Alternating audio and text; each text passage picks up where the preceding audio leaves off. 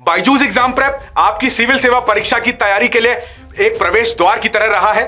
हम अपने YouTube channel के जरिए 2023 में आपके लिए और भी बेहतर प्रयास करने जा रहे हैं। 3 जनवरी 2023 से द हिंदू समाचार पत्र विश्लेषण प्रतिदिन दोपहर 12 बजे से लाइव होगा, जिसमें आप अपने पसंदीदा शिक्षक के द्वारा अपनी पढ़ाई कर सकते हैं। इतना ही नहीं, इस प्रतिष्ठित परीक्षा को उत्तीर्ण करने में आपकी सहायता हेतु नए साल के लिए और भी ज्यादा पहले हमारी तरफ से आपके लिए आयोजित की जा रही हैं। हमारे YouTube चैनल को अभी सब्सक्राइब करें और अपने सिविल सपने को उड़ान दें। नमस्कार, Byju's exam prep IAS Hindi platform पर आपका स्वागत है। दोस्तों, आज हम लोग 31 दिसंबर 2022 के दैनिक क्विज की चर्चा करेंगे, जो कि आपके आगामी संघ लोक सेवा की प्रारंभिक परीक्षा के दृष्टिकोण से लाभदायक सिद्ध हो सकता है। दोस्तों, प्रश्नों को शुरू करने से पहले एक महत्वपूर्ण सूचना है कि कल नया वर्ष आने वाला है। हम उसका स्वागत करते हैं और आप लोगों को नए वर्ष की ढेर सारी शुभकामनाएं। और दोस्तों, कल के दिन नए वर्ष के उपलक्ष्य में हमारी कोई भी वीडियो जारी नहीं की जाएगी, यानी कल छुट्टी रहेगी। और 2 तारीख को हम DQ फिर लेकर के आएंगे। और 3 जनवरी से, जैसा कि आपको पता ही है कि CNA अब लाइव होगा। और नए वर्ष की ढेर सारी आप लोगों को शुभकामनाएं, और मैं आशा करता हूं कि 2023 में आप लोग सफल हों। अब बढ़ते हैं आज के पहले प्रश्न की ओर। निम्नलिखित कथनों पर विचार कीजिए। महाराष्ट्र देश का पहला ऐसा राज्य है जिसके पास राजकीय तितली है। दोस्तों, यह कथन एकदम सत्य है। इस तितली का नाम ब्लू मॉर्मन है। दोस्तों, यह एक बड़ी काले रंग की मखमली पंखों वाली तितली है। दोस्तों, यह ब्लू मॉर्मन श्रीलंका और दक्षिण भारत में पाई जाती है। मुख्य रूप से महाराष्ट्र, दक्षिण भारत और पश्चिमी घाटों में यह तितली पाई जाती है। कभी कभी यह विदर्भ और पश्चिमी महाराष्ट्र के बीच महाराष्ट्र की मुख्य भूमि में भी देखी जाती है। दूसरा कथन है, भारत के किसी भी 2 राज्यों द्वारा एक ही तितली को राजकीय तितली घोषित नहीं किया गया। यह भी कथन एकदम सत्य है। दोस्तों, पहली बार महाराष्ट्र भारत का ऐसा पहला राज्य है जिसने तितली को राजकीय तितली घोषित किया है। दोस्तों, तीसरा कथन है, भारत की सबसे बड़ी तितली का नाम हिमालयन गोल्ड वर्ड विंग है। दोस्तों, यह भी कथन एकदम सत्य है। दूसरी सबसे बड़ी तितली जो है वह ब्लू मॉर्मन ही है। तो अतः 1, 2 और 3 तीनों सही है। उत्तर C होगा। इससे संबंधित द हिंदू में आई हुई खबर है कि अध्ययन से पता चला है कि तितलियां शिकारियों को चकित करती हैं और भाग जाती हैं। वैज्ञानिकों ने खोज की है कि पश्चिमी घाट की तितलियां पंखों के रंग, पैटर्न, यहां तक कि उड़ान व्यवहार जैसे लक्षणों का उपयोग करके अपने शिकारियों को चेतावनी देने, मूर्ख बनाने और बचने के लिए कोशिश करती हैं। तो दोस्तों, यहां पर आप देख सकते हैं द हिंदू में आई हुई खबर है। और हिमालय की जो गोल्डन वर्ड विंग है तितली, वह भारत की सबसे बड़ी तितली का तमगा दिया गया है। यह उत्तराखंड में पाई जाती है। 194 मिलीमीटर पंखों वाली मादा गोल्डन बर्ड विंग तितली पाई गई, जबकि 106 मिलीमीटर पंखों वाली नर गोल्डन बर्ड विंग तितली शिलांग के वानखर तितली संग्रहालय में मौजूद है। अब बढ़ते हैं दूसरे महत्वपूर्ण प्रश्न की ओर। आदि शंकराचार्य के संबंध में निम्नलिखित कथनों पर विचार कीजिए। उन्होंने सनातन धर्म के प्रचार के लिए भारत के चारों कोनों में 4 मठों की स्थापना की। दोस्तों, यह कथन एकदम सत्य है। इन्होंने 4 मठ, ज्योतिष पीठ, बद्रिकाश्रम, श्रृंगेरी पीठ, द्वारिका शारदा पीठ और पुरी गोवर्धन पीठ, 4 मठों की स्थापना की थी। यह कथन एकदम सत्य है।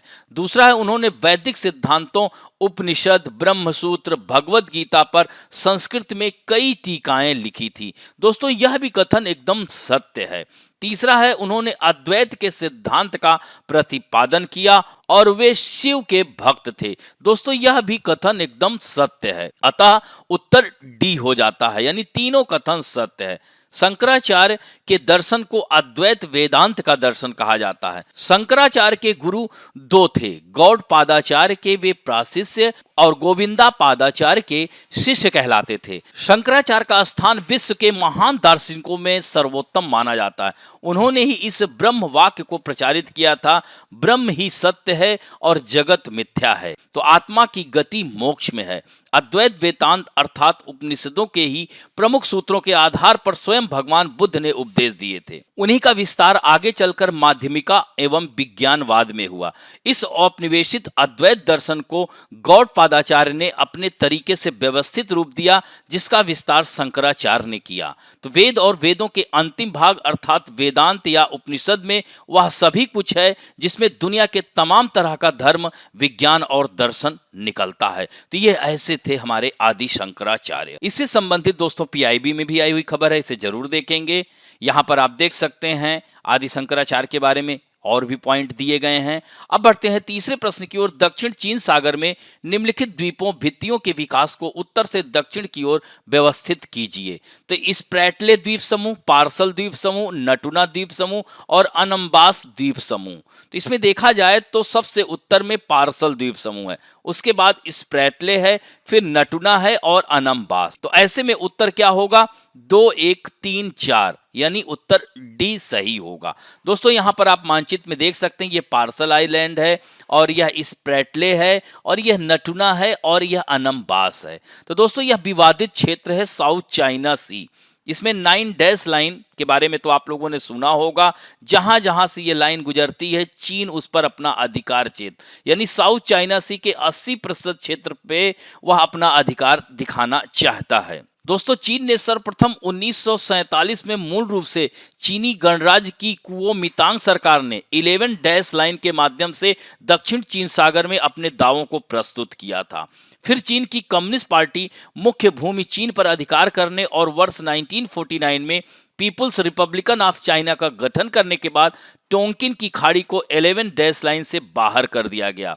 उसके परिणाम स्वरूप 11 डैश लाइन को अब 9 डैश लाइन कहा जाता है। और दोस्तों चीन द्वारा वर्ष 1958 में 9 डैश लाइन के आधार पर साउथ चाइना सी के द्वीपों पर अपना दावा किया गया और चीन के इस दावे से वियतनाम के स्प्रैटले पार्सल द्वीप समूह 9 डैश लाइन के अंतर्गत समाहित हो गए, जो चीन और वियतनाम के बीच विवाद का कारण बन रहे हैं। और दोस्तों इसके अगल बगल और भी जो चाहे वह ब्रुनेई हो, मलेशिया हो, इंडोनेशिया, सब विरोध कर रहे हैं। नटुना द्वीप समूह पे इंडोनेशिया की बात आती है, लेकिन यह भी 9 डैश लाइन के अंतर्गत आता है।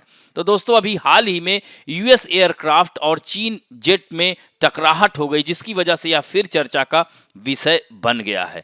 तो इस विवाद का मुख्य कारण यही है कि समुद्र पर विभिन्न क्षेत्रों का दावा और समुद्र का क्षेत्रीय सीमांकन है।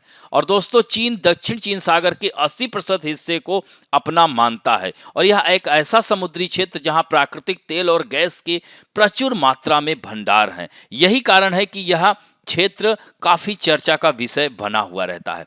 अब बढ़ते हैं दोस्तों चौथे प्रश्न की ओर। युक्त धारा पोर्टल निम्नलिखित में से किस योजना से संबंधित है? प्रधानमंत्री जन आरोग्य योजना, प्रधानमंत्री किसान संपदा योजना या महात्मा गांधी राष्ट्रीय ग्रामीण रोजगार गारंटी योजना? तो दोस्तों इसमें उत्तर होगा मनरेगा। दोस्तों मनरेगा पर संपत्तियों की योजना को सक्षम बनाने के लिए भुवन के तहत युक्त धारा नामक एक नया भूस्थानिक योजना पोर्टल लॉन्च किया गया था। तो पोर्टल को इसरो और ग्रामीण विकास मंत्रालय द्वारा संयुक्त रूप से विकसित किया गया था। तो यह महत्वपूर्ण है दोस्तों और यह पीआईबी में आई हुई खबर है।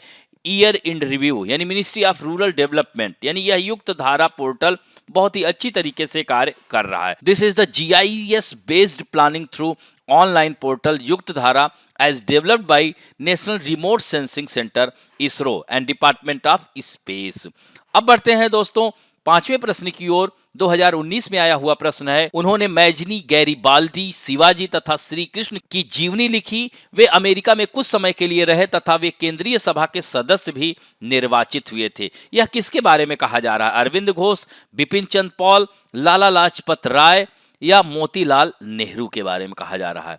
तो दोस्तों यह कथन लाला लाजपत राय के बारे में कहा जा रहा है। इन्हें पंजाब केसरी कहा जाता है। दोस्तों गरम दल के नेता ये हुआ करते थे, बाल, पाल और लाल। तो Lala Lajpat Rai Simon go back का नारा दिए थे और उस समय वह उसका विरोध कर रहे थे तो इनको लाठियां लगी, जिसकी वजह से वह घायल हो गए और उन्होंने कहा था, मेरे शरीर पर लगी हुई यह लाठियां अंग्रेजों के ताबूत की कील साबित होंगी। और दोस्तों, लाला लाजपत राय को 1920 में कलकत्ता अधिवेशन में भारतीय राष्ट्रीय कांग्रेस का अध्यक्ष भी चुना गया था। दोस्तों, 1921 से 23 तक जेल में रहने के बाद, रिहाई के बाद वह विधानसभा के लिए चुने गए थे। तो लाला लाजपत राय एक लेखक और भारत के एक राष्ट्रवादी नेता थे। उन्होंने लोगों को देशभक्ति के जोश से प्रेरित करने के लिए मैजनी, गैरीबाल्दी, शिवानंद, दयानंद और श्री कृष्ण की जीवनियां लिखी। तो इस तरह से उत्तर क्या होगा? सी होगा। अब बढ़ते हैं फैक्ट ऑफ द डे में। आज हम बात करेंगे क्रिटिकल इंफॉर्मेशन इंफ्रास्ट्रक्चर की। तो दोस्तों, राष्ट्रीय राजधानी में बिजली व्यवस्था के लिए संभावित साइबर हमले के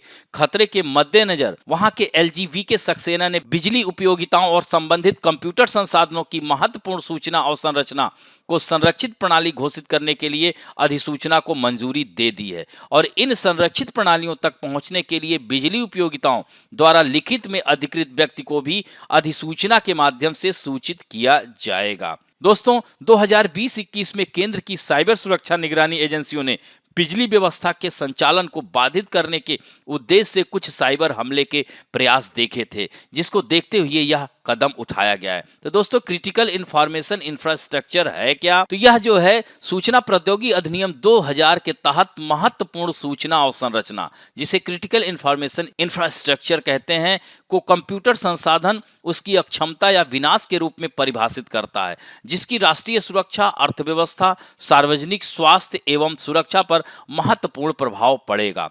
इस अधिनियम के तहत सरकार के पास उस जटिल संपत्ति की रक्षा के लिए किसी भी डेटाबेस, आईटी नेटवर्क या संचार बुनियादी ढांचे को सीआईआई के रूप में घोषित करने की शक्ति है। और दोस्तों, कोई भी व्यक्ति कानून के उल्लंघन का एक संरक्षित प्रणाली तक पहुंच सुरक्षित करता है या पहुंच को सुरक्षित करने का प्रयास करता है, तो उसे 10 साल की सजा भी हो सकती है और जुर्माना भी लगाया जा सकता है। दोस्तों, क्रिटिकल इंफॉर्मेशन इंफ्रास्ट्रक्चर के संरक्षण के लिए राष्ट्रीय महत्वपूर्ण सूचना और संरचना संरक्षण केंद्र की स्थापना 2014 में की गई, और वो भी आईटी अधिनियम 2000 की धारा 70A के तहत इसे बनाया गया। और यह राष्ट्रीय तकनीकी अनुसंधान संगठन की एक इकाई है और यह प्रधानमंत्री कार्यालय के तहत आता है।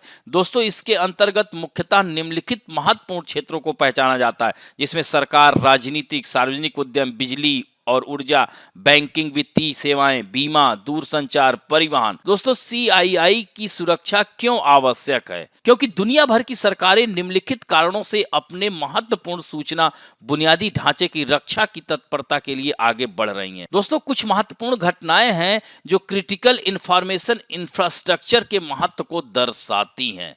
दोस्तों, 2007 में रूसी आईपी पते से कथित तौर पर इनकार सेवा हमलों की एक लहर ने प्रमुख एस्टोनियाई बैंकों, सरकारी निकायों, मंत्रालयों और संसद और मीडिया आउटलेट को मारा। और यह उस तरह की साइबर आक्रामकता थी जिसे दुनिया ने पहले नहीं देखा था, और यह एस्टोनिया ने सोवियत लाल सेना के स्मारक को कम प्रमुखता वाले स्थान पर स्थानांतरित करने के फैसले के मद्देनजर आया था। और इन हमलों ने लगभग 3 हफ्तों तक दुनिया के सबसे अधिक नेटवर्क वाले देशों में से एक में तबाही मचाई। इसी तरह से 12 अक्टूबर 2020 को जब भारत ने महामारी से लड़ाई लड़ी, तो मुंबई में इलेक्ट्रिक ग्रिड की आपूर्ति अचानक मेगा सिटी के अस्पतालों, ट्रेनों एवं व्यवसायों को प्रभावित करना बंद कर दिया। बाद में एक अमेरिकी फर्म द्वारा किए गए अध्ययन ने दावा किया कि यह बिजली आउटेज एक साइबर हमला हो सकता है, कथित तौर पर चीन से जुड़े समूह से, जिसका उद्देश्य महत्वपूर्ण बुनियादी ढांचे के उद्देश्य है। हालांकि सरकार ने मुंबई में किसी भी साइबर हमले से इनकार किया। दोनों घटनाओं ने अन्य देशों में इंटरनेट निर्भर महत्वपूर्ण प्रणालियों की जांच करने वाले सत्तापूर्ण राज्य और गैर राज्य अभिनेताओं की संभावनाओं को रेखांकित किया और ऐसी संपत्तियों को मजबूत करने की आवश्यकता को रेखांकित किया। यही कारण है दोस्तों कि राष्ट्रीय महत्वपूर्ण सूचना और संरचना का विकास किया और इसके लिए संरक्षण केंद्र स्थापित किया गया। दोस्तों, आज के लिए आप लोगों के लिए पहला प्रश्न है कि आदि शंकराचार्य का जन्म कहां हुआ था। दूसरा महत्वपूर्ण प्रश्न है दोस्तों कि बाल, पाल एवं लाल यानी बिपिन चंद्र पाल, लाला लाजपत राय और बाल गंगाधर तिलक, इन तीनों में से कितने लोग भारतीय राष्ट्रीय कांग्रेस के अध्यक्ष रहे हैं? तो इस तरह से इन दोनों प्रश्न के उत्तर जरूर दीजिएगा। आशा करता हूं कि आज का वीडियो आप लोगों को अच्छा लगेगा। यदि अच्छा लगे तो प्लीज लाइक, शेयर, सब्सक्राइब और बेल आइकन दबाना ना भूलें। धन्यवाद।